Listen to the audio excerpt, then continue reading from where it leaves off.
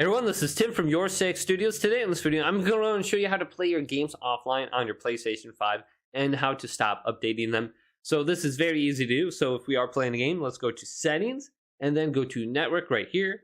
Go down to Settings and then go to Connect to the Internet and uncheck mark this. Then if you open up the game base right here, you'll notice that you are offline and you're not connected to the Internet. So you can start playing your game offline. Now, another way that you can do this is to stop the updates for the specific game. So we can back out here and then go on down to System, then go to System Software, and then go to where it says System Software Update and Settings. And we can uncheck mark this. Download update files automatically. Just uncheck mark both of these settings right here. And then we can back out. And then we want to go on down to Power Saving Settings.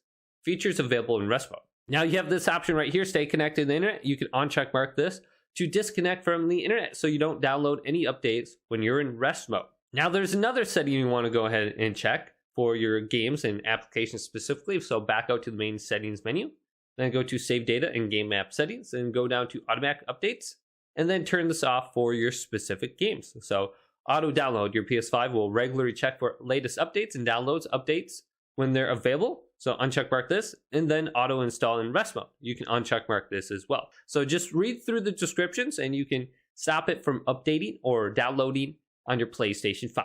Also, make sure you set your PlayStation 5 to the primary PlayStation. So let's go back to settings and then go to users and accounts and then go on down to other and then go to console sharing offline play. Allow anyone who uses this PS5 to play games and media, even when the console is offline, and we want to make sure we have this enabled.